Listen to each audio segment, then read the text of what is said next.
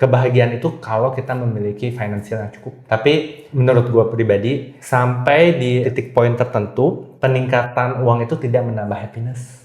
Dr. Raymond Surya, please introduce yourself for those who don't know you. Halo semuanya, nama gue Raymond Suryatan. Gue adalah dokter spesialis obstetri dan ginekologi. Saat ini berpraktek di Jakarta dan saat ini juga sedang melanjutkan subspesialis uroginekologi rekonstruksi estetika di Bandung. What are the most challenging part of being a doctor OB/GYN? Salah satu challenging partnya menurut gue adalah, jadi kita tahu bahwa pasien yang datang ke kita itu adalah pasien yang memang happy ya. Jadi hampir sedikit gitu pasien tuh yang datang dengan penyakit yang lebih banyak. Memang di OB/GYN ini kita bagi dulu ya, ada obstetri dan ginekologi. Obstetri ini lebih ke arah yang ibu hamil, kalau ginekologi lebih ke arah ke masalah kesehatan reproduksi pada wanita.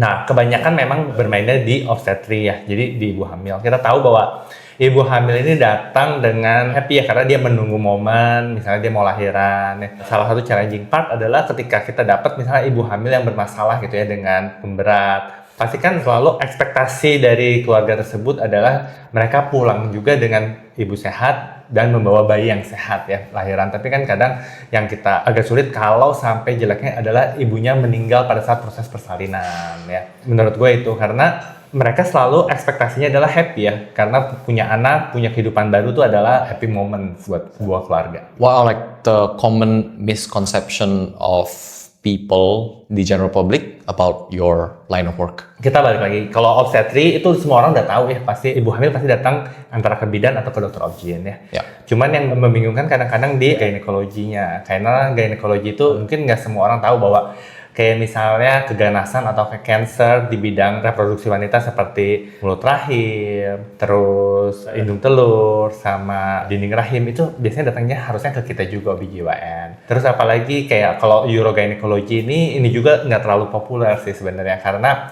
misalnya perempuan usia tua gitu ya, ketika dia batuk atau dia tertawa, terus dia ngompol, mungkin populasi di Indonesia ini merasa oh itu normal ya kalau udah tua gitu ya, atau misalnya ketika dia peranakannya turun gitu, ketika dia peranakannya belum benar-benar keluar dari lubang kemaluan, dia pun merasa oh ini normal gitu pada wanita gitu, pada wanita yang udah usia tua. Padahal kan itu tuh sebenarnya mempengaruhinya quality of life sih. Kita memang kalau di gynecology banyaknya tuh mempengaruhinya quality of life, sehingga tuh bukan tentang mortality gitu. Beda kalau di ibu hamil memang kita berkutat dengan kematian ibu, tapi kalau di ginekologi itu lebih ke quality of life. Nah, banyak orang Indonesia, maksudnya kalau bukan di perkotaan tuh merasa bahwa quality of life tuh nggak terlalu penting atau mereka tuh tabu untuk ngurusin quality of life. Selain itu juga misalnya mohon maaf pada pasangan yang sudah berkeluarga, terus ketika mereka nggak bisa berhubungan gitu, karena ketika setiap kali berhubungan misalnya perempuannya tuh merasa nyeri, itu kan sesuatu hal yang mungkin masih tabu ya di Indonesia. Tapi itu tuh bagian dari gynecology, tepat itu urogynecology. And how do you navigate? Jadi kalau misalnya quality of life, orang masih belum gitu mementingkan quality of life-nya seperti itu kan. What is your response to that biasanya? Sebenarnya mereka itu nggak memperhatikan quality of life karena kadang-kala mereka itu bingung ketika misalnya turun peranakan atau misalnya kalau ketawa ternyata kencing, nggak bisa nahan kencing. Mereka tuh bingung, ini tuh baiknya tuh gue kemana ya? Atau ini hal yang normal-normal aja. Nah, menurut gue itulah yang paling penting menurut gue tuh saat ini adalah edukasi sih. Dengan banyaknya kita memberikan edukasi, itu tuh meng-guide wanita di Indonesia tahu, oh berarti kalau seperti ini tuh gue tidak normal dan gue tuh harus mencari bantuan ke orang yang tepat gitu. Apalagi di era banyaknya media sosial ya, seperti misalnya Instagram, Thread, TikTok, siapapun bisa berpendapat sebenarnya di situ. Tapi pendapat itu kan adalah opinion ya, jadi kayak opinion dari satu wanita ke wanita lain yang mungkin saja sebenarnya kebetulan misalnya wanita ini berpendapat A, tapi kan secara ilmu, secara knowledge itu belum tentu benar gitu sebenarnya. Makanya kenapa butuh expert misalnya kayak OB/GYN atau subspesialis untuk memberikan edukasi yang banyak di platform media sosial. Supaya apa?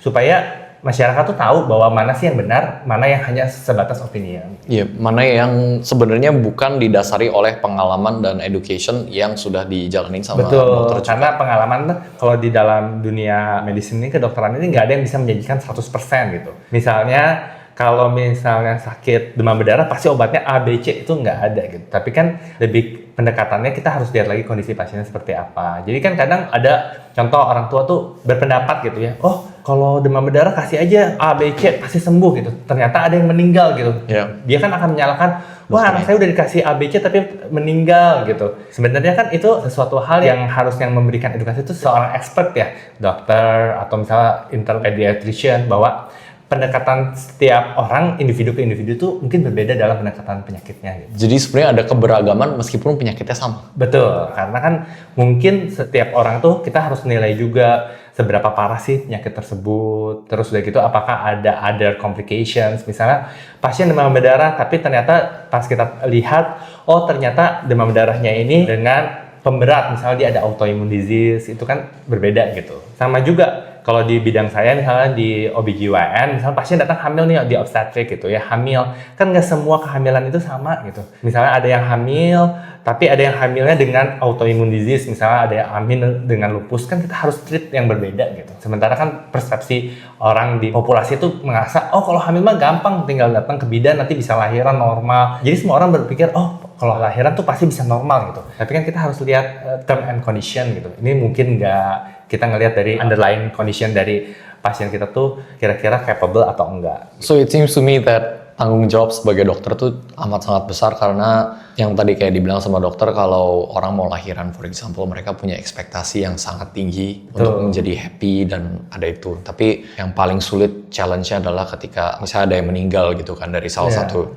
And how do you deal with that and how does it make you feel? Pastinya nggak ada dokter OBGYN yang happy ya kalau sampai pasiennya meninggal, karena OBGYN tuh pasti pengennya tuh pasien ketika datang ke kita tangani, pengennya mereka tuh pulang dengan happy ya, happy moment, punya keluarga baru, punya anak yang baru gitu. Itu sih. Nah yang paling penting tuh sebenarnya, nah ini juga misperception atau misconception di Indonesia gitu, bahwa mereka datang ke OBGYN ketika mereka itu udah hamil gitu ya.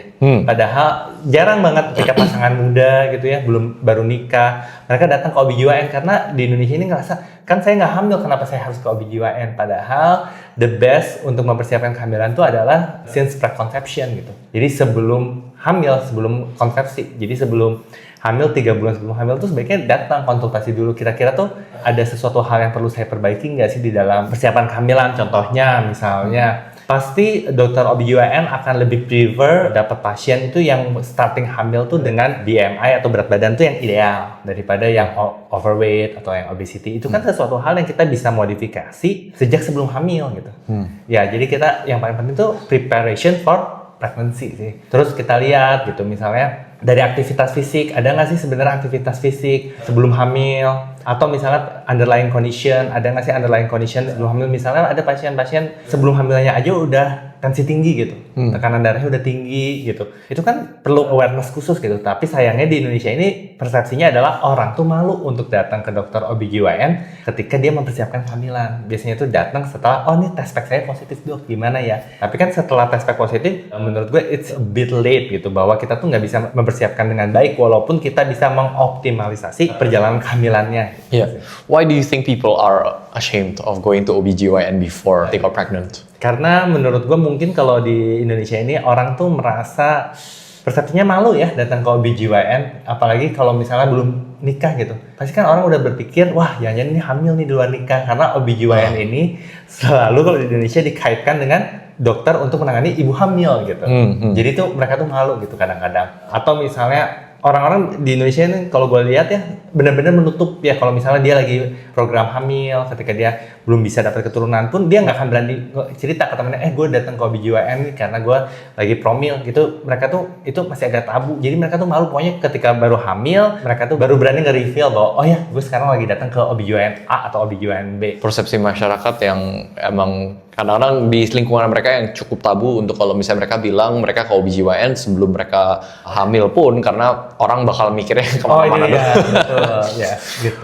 My question is also, kalau misalnya you are as an OBGYN, to reduce that sense of orang being ashamed, you also do a lot of education and that human touch as a doctor. How do you do that human touch so that people bisa lebih comfortable in reaching out to you? Biasanya kalau pasien datang ya kita tanya dulu dia maksudnya apa, dia pengen konsultasinya tentang apa, tentang persiapan kehamilan kah, atau tentang program hamil, atau ya memang sudah hamil sih. Tapi hal itu sebenarnya sedikit, jujur aja. Mereka tuh datang biasanya setelah hamil, atau mereka tuh sebenarnya datang pas lagi mau promil, tapi ya mereka datang pas program hamil. Cuman ya mungkin mereka juga nggak berani bilang ke orang-orang untuk kalau misalnya pas promil misalnya gagal, mereka tuh biasanya nggak berani reveal ke orang, ke temennya, gue gagal nih promil gitu. Mereka selalu akan, orang Indonesia ini selalu akan menceritakan success story-nya sih sebenarnya, tapi nggak menceritakan behind the success story. Kayak gitu, itu sih. Shifting gears a bit, before we talked about anything else, I also want to learn more about the behind the success story for you as a doctor as well. Perjalanan dapetin gelar dokternya seperti apa pas dari kuliah di UI, all the way until now. Gue ini lahir besar di Bandung. Gue sampai SMA tuh di kota Bandung. Kemudian sekitar tahun 2009, gue diterima di FKUI. Jadi gue menyelesaikan dokter umum itu di FKUI dari 2009 sampai 2014. Kemudian setelah itu gue pergi internship tuh kayak ya program wajib sebelum lu dapat license untuk buka sendiri atau lu praktek. Gue ke ND di Nusa Tenggara Timur, Nusa Tenggara. ND? Ya, for 1 year di 2015 sampai 2016. Kemudian setelah itu gue kerja di Jakarta sebagai GP. Di 2017 akhir gue apply buat ambil spesialis OBGYN di Universitas Indonesia juga. Kemudian gue kuliah ambil spesialis itu dari 2017 sampai 2021. Setelah itu gue lulus 2021 dari UI. Kemudian gue ambil lagi namanya program pendayagunaan dokter spesialis. Kalau dulu sih memang ada namanya wajib kerja dokter spesialis ke daerah. Tapi karena belakangan diganti namanya program pendayagunaan dokter spesialis, ya itu optional. Kalau lu mau ke daerah lagi bisa mengabdi, dikirim dari Kementerian Kesehatan. Gua ambil itu di SOE Nusa Tenggara Timur juga untuk selama 1 year. Jadi 2022 sampai 2023 gua pergi ke sana. Setelah itu gue balik lagi ke Jakarta, gue kerja sebagai spesialis di Jakarta. Baru saat ini 2026 awal gue dapat kesempatan untuk sekolah lagi subspesialis urogynecology di Bandung di Universitas Padjadjaran. That's really cool. What's the most difficult decision that you made ketika di perjalanan karir medicine-nya? Let's say you wanna apply for spesialisasi di OB/GYN atau like let's say, oh yeah, I want to go to ND for example. What's the most difficult? Tell me the story of that. Yang membuat menurut gue susah adaptasi ya. Jadi karena jujur kan gue lahir besar tuh di kota, bukan di kota kecil ya, di kota yang cukup besar, di ibu kota misalnya di Bandung ya. Terus pindah ke Jakarta, tiba-tiba ketika kita harus ke kota yang kecil, jadi ya kayak ada cultural shock ya. Karena kan awalnya di Bandung, di Jakarta mendapatkan segala sesuatu tuh mudah ya. Misalnya mau beli apapun gampang, tapi ketika kita ke ND tuh, oh iya ternyata sesulit itu gitu. Karena itu kabupaten dan di Indonesia Timur gitu. Gue kaget aja pertama kali, oh nggak semudah itu gitu. Kalau misalnya kita pengen, contoh misalnya handphone atau laptop rusak gitu, ternyata susah gitu, nggak bisa perbaikin di situ. Mau nggak mau gue harus pergi ke ibu kota provinsinya dulu gitu, karena misalnya Apple Service tuh nggak ada di kabupaten tuh nggak ada, pasti adanya hanya di ibu kota gitu ya. Bahkan di situ tuh brand fast food seperti kayak McDonald, KFC nggak ada gitu. Itu pun adanya cuma di ibu kota provinsi. Di Kupang. Iya, jadi ya di Kupang. Jadi selama pertama kali ya cultural shock ya. Oh ternyata sesusah ini ya kalau di daerah gitu. Ternyata nggak segampang itu kita tinggal, oh gue mau KFC, pergi gitu. Enggak gitu. Kedua, dari society-nya sih. Kalau menurut gue itu emang salah satu tantangannya. Apalagi di Indonesia Timur, dengan pendidikan mereka ini masih banyaknya tuh menengah bawah. Bahkan yang lulusan SD juga belum bisa baca. Nah itu yang kadang-kadang susah dalam memberikan edukasi sih sebenarnya. Terus banyaknya cultural perception ya dari mereka, bahwa mereka tuh lahiran aja di rumah gitu kadang-kadang ya. Nah itu kan salah satu hal yang kita tuh sebenarnya itu persepsi culture, bahwa kebudayaan mereka tuh bilang, oh lahiran bisa kok di rumah, panggil aja dukun atau paraji. Padahal kan dari sisi kesehatan tuh kita pengennya zero maternal mortality ya. Caranya adalah persalinan tuh harus aman dan bersih di fasilitas kesehatan gitu, minimal di puskesmas. Nah itu yang kadang-kadang susah. Terus udah gitu, oh saya mau lahiran, kalau lahiran di puskesmas aja, saya nggak mau di rumah sakit. Padahal kita tahu bahwa ini kayaknya nggak bisa lahiran di puskesmas. Tapi dia tetap nunggu di puskesmas, akhirnya too late gitu. Dia akhirnya terlambat dirujuk ke rumah sakit. Sementara kita tahu kalau di daerah tuh tantangan geografis tuh berat ya. Puskesmas ke rumah sakit mungkin kalau di kota besar di Jakarta gini 1 kilo atau 2 kilo pasti ketemu rumah sakit gitu. Kalau di situ ke rumah sakit daerahnya pun bisa sejam, bisa 2 jam. Nah itulah too late. Dalam merujuk tuh dia too late to refer gitu. Kadang-kadang karena keputusan dari keluarga gitu. Walaupun kita udah memberikan edukasi kayaknya ini harus lahir di rumah sakit, tetap aja mereka memaksakan bahwa oh enggak, gue pengen coba lahir di rumah atau di puskesmas setempat seperti itu. Itu sih menurut gue tantangan terbesar kalau di daerah ya. Karena law education sih sebenarnya, makanya menurut gua gimana masyarakat Indonesia tuh bisa maju adalah dengan edukasi yang baik sih. How did you adapt to the challenges di luar kotanya tersebut? I mean, you gave education, tapi for you personally, it must be quite difficult as well to go through, for example, ibu yang meninggal di rumah karena meskipun udah diedukasiin untuk ke rumah sakit. Nah, jadi itu yang gue pelajari sih selama gue pendayagunaan dokter spesialis ketika gue dikirim ya dari Kementerian Kesehatan ke SOE NTT itu ternyata edukasi ke pasien itu penting ya, tapi ada yang lebih penting bahwa kita tuh harus memegang kepala komunitasnya, misalnya kepala agamanya di daerah situ atau Pak RT atau Pak Lurahnya. Jadi memang kita tuh harus kerjasama sih. Jadi setiap kali kita ada program, kita tuh turun ke puskesmas, kita tuh harus memang kerjasama, kita harus bilang, oh ini pasien yang berisiko tuh siapa aja. Jadi si kepala RT atau Pak Camatnya atau kepala lurah tuh tahu gitu, mereka punya warga yang lagi hamil yang kira-kira akan menjadi komplikasi. Itu sih yang paling penting. Jadi kerjasama sama orang sekitar situ. Iya, jadi bukannya semacam satu arah lecture kayak gitu, tapi lebih merangkul ke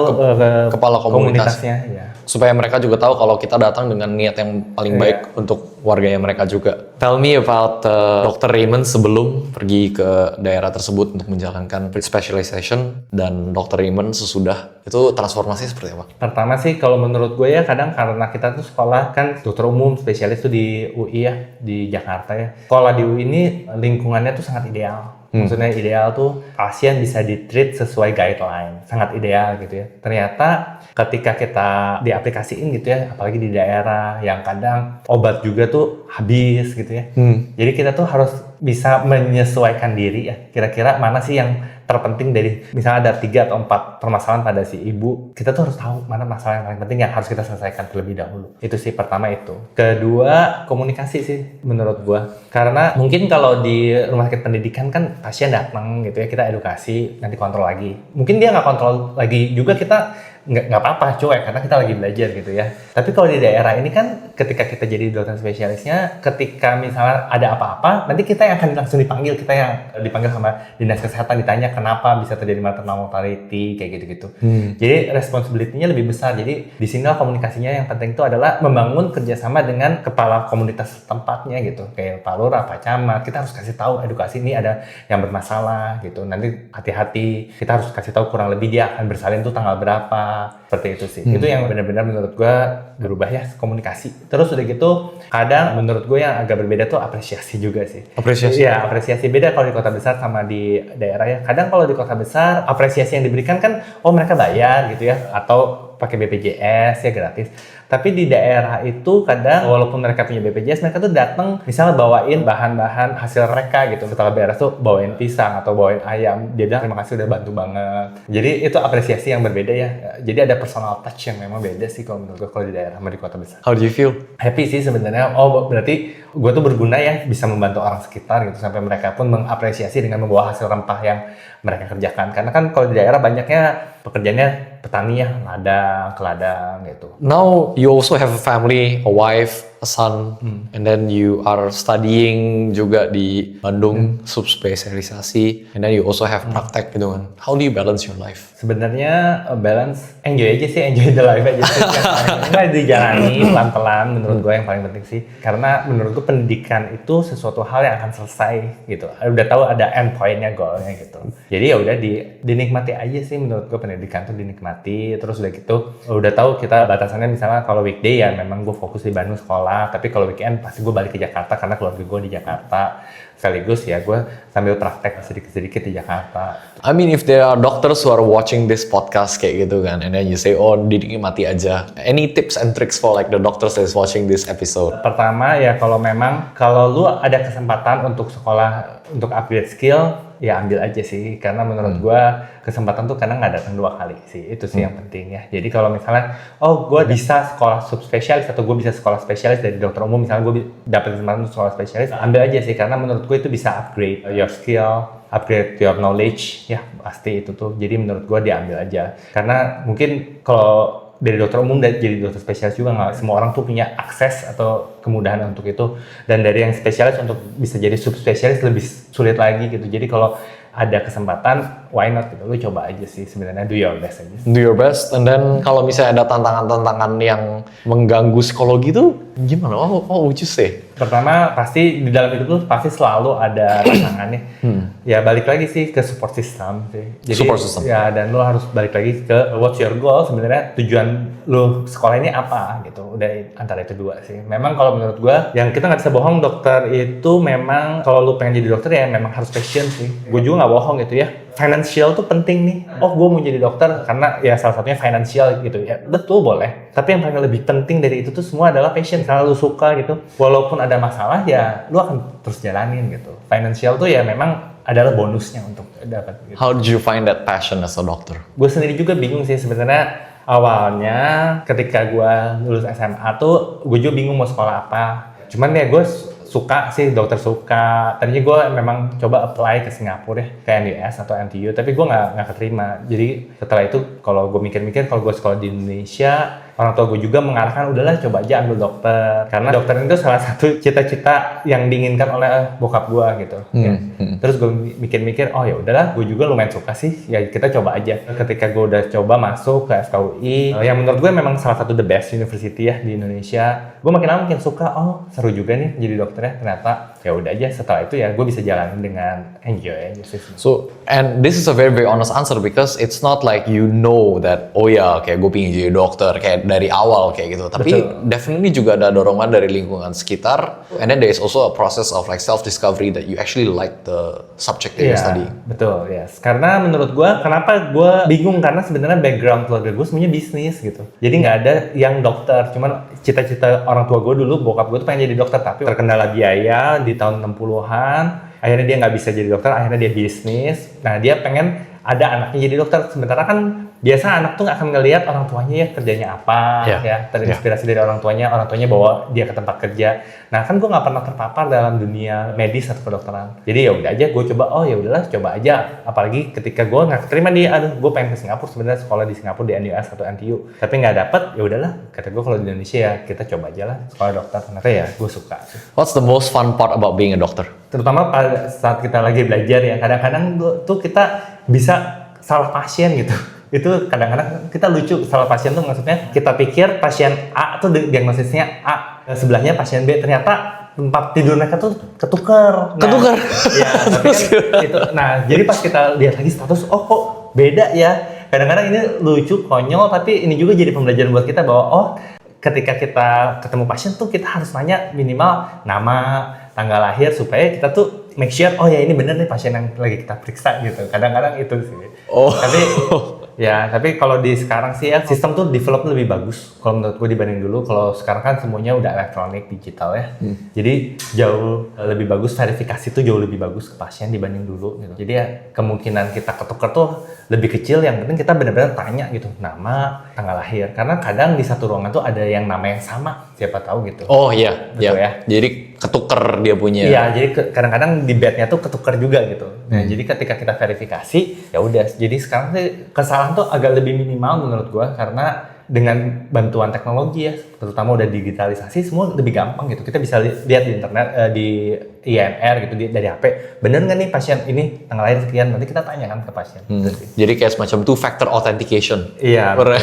Betul. Tapi kan dari situ kita juga belajar ya, kalau ketika kita nanya, oh ternyata kok ketuker nih. Oh kita tuh tahu bahwa oh in future tuh kita nggak boleh melakukan hal yang salah gitu.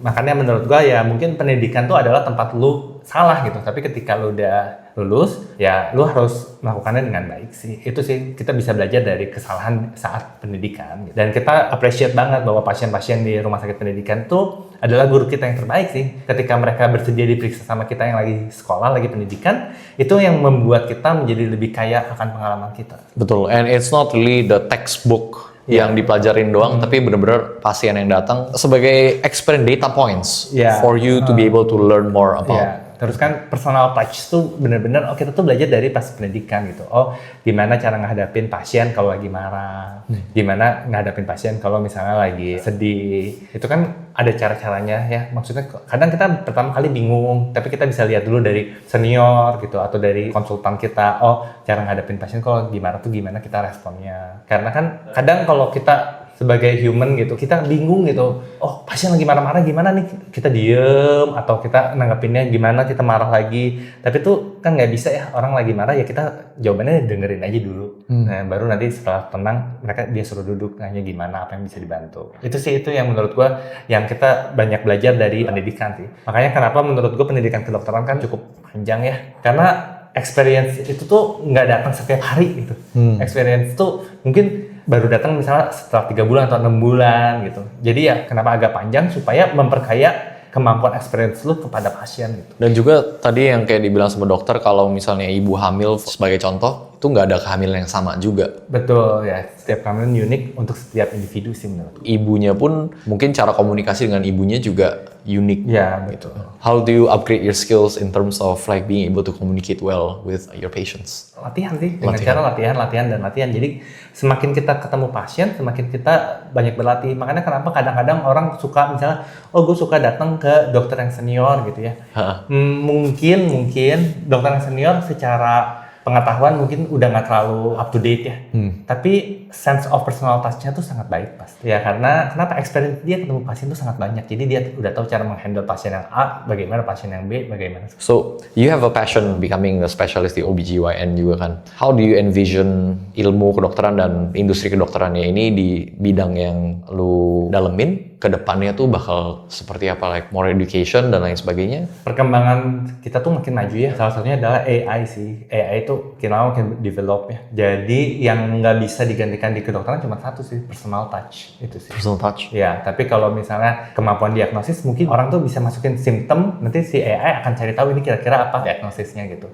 Diagnosis mungkin bisa membantu, tapi personal touch tuh pertama nggak bisa digantikan sama knowledge dan experience kita selama kita belajar jangka panjang ini yang kadang-kala AI ini salah gitu, kurang tepat. Kita tahu bahwa ada yang lebih tepat nih sebenarnya diagnosisnya yang ini. Is it correct for me to say that if you have the personal touch with patient, then the patient will be able to trust you more as well? Yes, betul. Menurut gua memang dokter tuh dibangun berdasarkan trust. Apalagi di kota besar. Jadi ya mungkin kalau di kota kecil ya pengalaman gua karena dokter spesialis waktu itu di Obgyn tuh cuma 2, gua sama ada senior gua. Pasien di satu kabupaten itu pun pasti kalau datang ke rumah sakit antara ketemunya kalau nggak gua senior gua gitu ya. Tapi karena di kota besar ini banyak nih dokter spesialis, menurut gue balik lagi trust dari pasien, trust itu dari personal touch. Jadi pasien ketika percaya, oh yaudah gue akan datang lagi ke dia, ke dokter, misalnya dokter Raymond gitu, untuk kehamilan berikutnya. Bahkan dia bisa ngomong ke teman-temannya gitu. Itu adalah salah satu promosi juga. Jadi mereka cerita ke teman-temannya, oh ya, gue dibantu sama dokter Raymond, oke, dia puas. Akhirnya temennya datang. Sebenarnya when you mention, oh ya dokter itu trust, I was a little bit surprised because I was thinking, oh ya kalau misalnya udah super duper expert dan lain sebagainya, ya udah automatically people would trust them gitu kan. Cuman sebenarnya nggak juga, karena as I reflect back, sebenarnya kalau misalnya dokter ini misalnya udah very very accomplished, you'd still want to hear from other people, oh ya kayak mereka pernah ke dokter ini nggak sih sebelumnya, terus penanganannya seperti apa, dokternya baik atau enggak, kayak gitu. So like you mentioned just now, the personal touch, the human touch that you have with your patient is very very important gitu. And then langsung kepikiran juga sebenarnya ini kayak runs in parallel with finance juga kan. Maksudnya in finance you kind of need to know who to trust and like you need to be able to provide that human touch for people so that they are more comfortable in growing their wealth together juga gitu. Betul, karena menurut gue memang di bidang apapun yang menjual jasa, mungkin yang paling penting itu salah satu trust. Trust itu dibangun dengan integritas. Betul. Indonesia is a low trust society. Iya. And kalau misalnya if you can build that integrity, build that trust, it's actually a very very good long term move for you juga gitu kan as a doctor who's building your personal brand. And what's your hopes and aspirations for patient yang datang atau enggak ke dokter yang lagi merintis karirnya mereka sebagai dokter, itu kurang lebih seperti apa? Kalau untuk yang dokter yang lagi merintis karir ya semangat aja, ya dijalanin aja. Semua profesi itu ada masalahnya masing-masing, ada tantangannya, ya udah enjoy aja, happy with the ride aja. Jadi santai aja gitu, ikutin sekarang lagi kemana ya. Nikmati aja prosesnya sih, pasti selalu ada tantangan gitu. Kalau ke pasien ya memang menurut gue yang paling penting adalah cari informasi yang benar dari expertnya sih. That's very good. And you also mentioned about building integrity. How do you build integrity? Menurut gue integritas itu terbangun dari personality, habit, sama idealisme lu sendiri sih. Jadi ya kalau misalnya menurut gue gimana cara lu bangun integritas ya do your best aja untuk setiap momen yang lu kerjakan. Kalau misalnya sebagai dokter spesialis gitu, gue do my best ke setiap pasien yang datang gitu. Ya. In the end misalnya kalau pasien ternyata dia nggak cocok sama gue misalnya cari dokter lain, ya it's not my problem, menurut gue itu bukan problem kita gitu. Tapi ya lu lakukan aja yang terbaik. Dia kan akan compare gitu ketika dia udah datang ke gue. Dia ada beberapa pasien kita bisa lihat ya, dia tuh suka daftar shopping gitu ya, jadi dia datang ke beberapa dokter, tapi dia akan nyaman ke satu dokter, nanti ujung-ujungnya pasti satu atau dua dokter ya. Jadi ya udah aja, do your best gitu. Kadang karena personal touch ya, jadi kadang tuh pasien tuh kita tuh lihat ya, nggak semua pasien tuh suka dijelasin ya. Ada pasien tuh yang suka konsultasi, yang penting dikasih tahu ketika USG, oh bagus nih bayinya, udah nggak ada masalah. Ada yang pasien tuh that's it, cukup suka. Tapi ada pasien yang suka didengerin ya, kayak misalnya dia cerita, terus kita ceritain bagus nih ya, kita bisa liatin A, B, C gitu. Jadi akhirnya yang pasien datang ke kita tuh adalah yang udah tersaring juga, yang memang sesuai dengan visi misi kita gitu. What's your signature personal touch? What's your main strength in terms of communicating with Kalau patients? gue pribadi sih, kalau pasien datang yang paling gue suka adalah gue bisa jelasin, terutama kalau misalkan saat ini banyaknya masih tetap ya pasien hamil ya, walaupun gue lagi subspesialis urogynecology, paling banyak tuh tetap pasien hamil. Nah, yang gue suka adalah ketika kita bisa ngejelasin ke pasien tuh dengan cukup detail gitu, apa yang masih kurang, apa yang bisa di-improve dari si pasiennya itu pada kehamilannya seperti itu, dan apa yang bisa kita kurangi dari kehamilannya. Misalnya, oh jangan terlalu banyak makan yang manis, karena kalau kita ngelihat, oh dia ternyata ada gestational diabetes mellitus gitu. Itu yang gue personal touch yang gue lakukan ke pasien adalah cukup detail aja saat lakukan pemeriksaan gitu. Gimana cara bisa optimize Optimisnya pregnancy. the pregnancy? And there are so many pregnancies that you've gone through juga kan as a doctor. Is there anyone that stand out that makes you feel that okay, I have done my best and I feel accomplished and this is like achievement that I have made gitu? And is there any case that is like that? Menurut gue, pertama ketika pasien datang, kemudian dia akan datang kontrol terus ke kita sampai di akhir kehamilannya. Karena kan hamil itu 9 bulan ya. Pasien itu selama 9 bulan tuh punya choice untuk memilih dokter yang dia cocok. Jadi menurut gue puas ketika pasien itu dari awal sampai akhir ternyata dia bersalin juga dengan gue, pertama itu. Dan yang kedua, ketika pasien 1 tahun atau 2 tahun berikutnya hamil, datang lagi ke gue, berarti mereka tuh puas dengan servis yang kita berikan. As recurring customer. Betul. Ya, tapi itu maksudnya means that you have already done your best for that patient juga sebenarnya kan. Tell me more about your subspecialization as well. Saat ini kan gue ngambil spesialisnya urogynecology ya. Urogynecology itu sebenarnya dari urologi dan gynecology. Gynecology kan kesehatan reproduksi wanita, urologi itu tentang saluran kencing. Memang urogynecology ini saat ini di Indonesia ini menanganinya namanya urogynecology reconstruction and aesthetics. Urogynecology ini menangani pasien-pasien yang ada masalah di saluran kencing pada wanita. Misalnya dia kalau lagi batuk, tertawa, dia akhirnya keluar kencing, atau dia pengen kencing, kebelet, tiba-tiba dia ngompol, yang kita sebut sebagai urinary incontinence atau overactive bladder. Kemudian salah satu yang cukup sering lagi adalah ketika peranakannya turun ya. Peranakan tuh bisa jadi rahim, kandung kencing, atau usus ya. Itu namanya pelvic organ prolapse. Dan misalnya dia nggak bisa nahan BAB, itu juga bisa datang ke kita, anal incontinence. Dan misalnya mereka habis lahiran, ternyata robek sampai ke yang mengakibatkan misalnya ternyata buang air besarnya lewat, mohon maaf, yang itu pun kita bisa repair, itu sih reconstruction-nya. Dan biasanya kalau untuk yang congenital anomali, congenital kelainan tuh yang salah satu yang cukup bisa datang ke kita tuh misalnya pasien, dia itu mohon maaf, dia nggak punya jadi kita bisa bantu untuk buatkan untuk sexual function. Itu sih, itu yang bisa datang. Sama ya paling in the future menurut gue yang mungkin berkembang itu ya vaginal rejuvenation sih. And what's the thought process behind selecting the subspecialization? Kalau menurut gue ya passion sih, kita suka.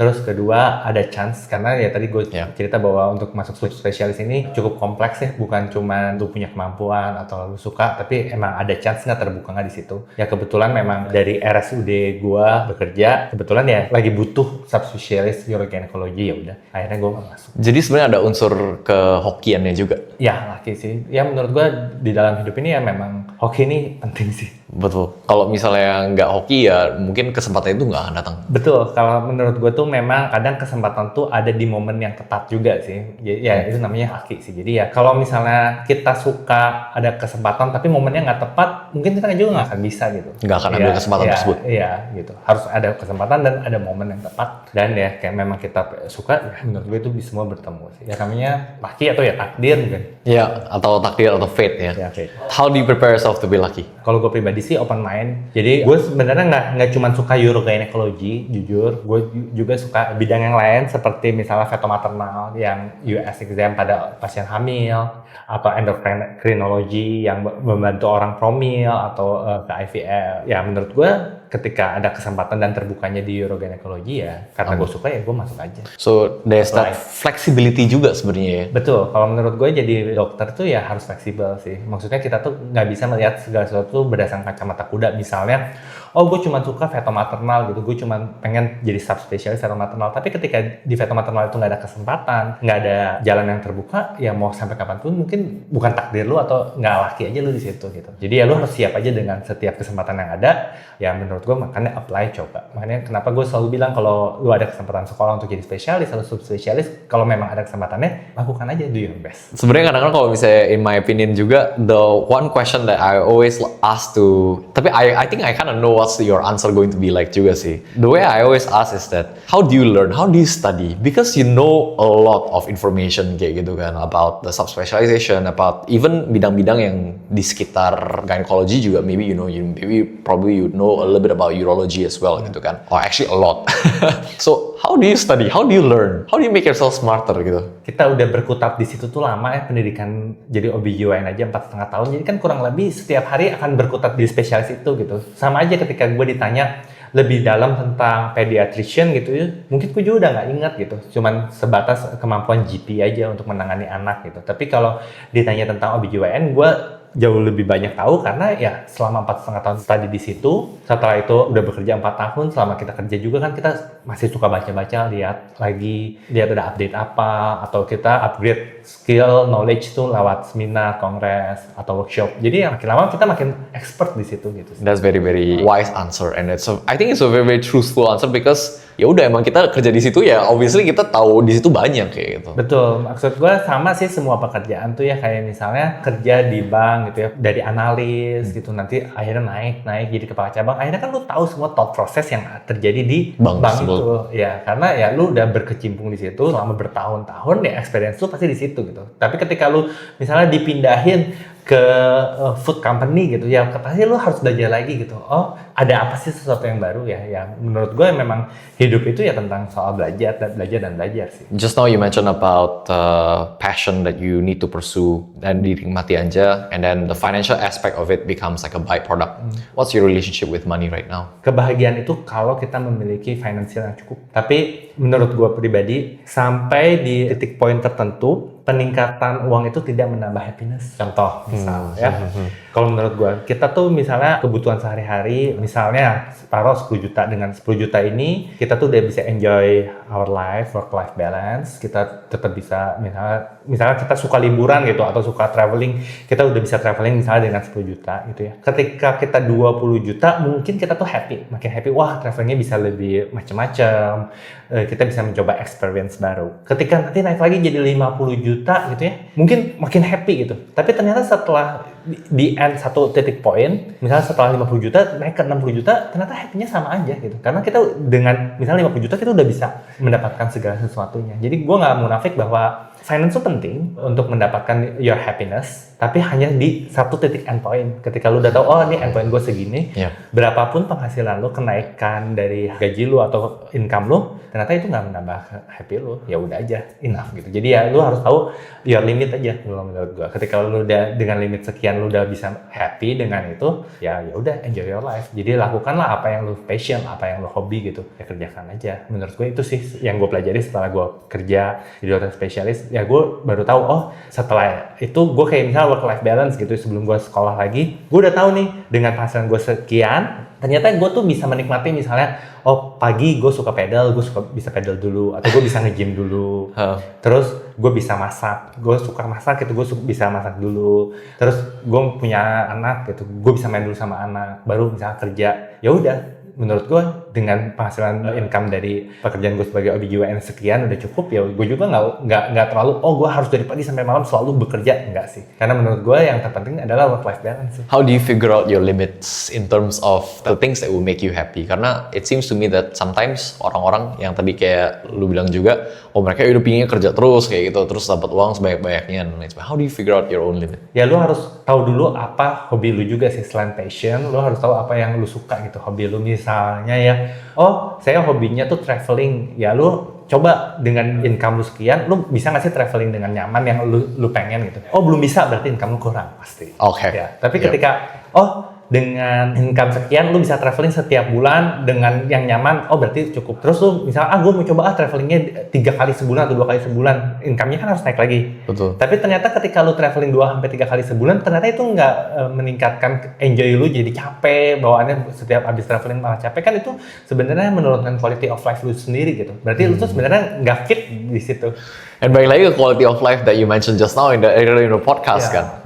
Quality of life is penting. Quality of life tuh penting sih, work life balance. Makanya kenapa menurut gue di zaman sekarang banyak orang ngomongnya mental health issue, work life balance, karena menurut gue memang penting sih. Karena terjadi pergeseran zamannya. Kalau dulu mungkin orang dulu society tuh bekerja untuk mendapatkan uang banyak, tapi dia bingung gimana sih cara menggunakan atau memanfaatkannya itu gitu. Karena uang itu akan berguna ketika dia bisa lu convert untuk work life balance sih, balik lagi itu sih. Untuk meningkatkan kualitas hidup lu, dan bukan berarti lu kebanyakan traveling atau maksudnya lu banyak travel bukan berarti kualitas pasti hidup. Ya, belum tentu lu dengan banyak travel yang lu suka, misalnya lu sukanya traveling, lu dengan banyak travel berarti dengan gue banyak traveling gue tuh happy gitu. Enggak, bisa jadi kan lu malah makin capek. Atau misalnya jangan olahraga gitu ya. Gue suka nih misalnya pedal gitu ya. Dengan income lu sekian, gue bisa pedal nih setiap hari gitu ya.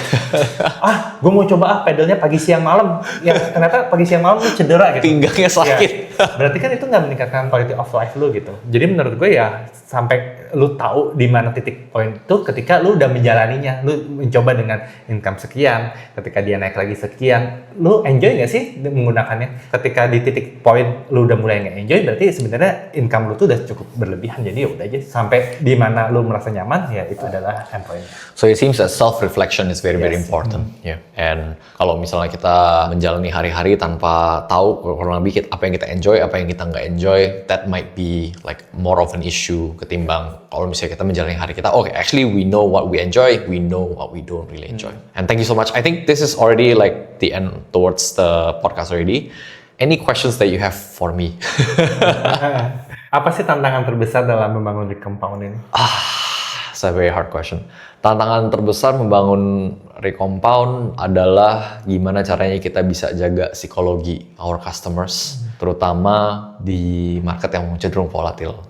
Jadi kan kita tahu dunia ini sekarang lumayan nggak gitu bisa diprediksi ya. Gimana cara kita bisa jaga psikologinya supaya mereka bisa tetap tenang and then focus on the things that they enjoy in life. And we believe that not everyone has to enjoy looking at companies, researching, looking for new opportunities dan lain sebagainya. They also have their own career, their own life gitu kan. We don't want investing to be their second job gitu. We want to be able to do the job for them supaya mereka bisa fokus berkarir sama fokus untuk do the things that they really like sih. Ya. And itu psikologinya harus dijaga. Gitu.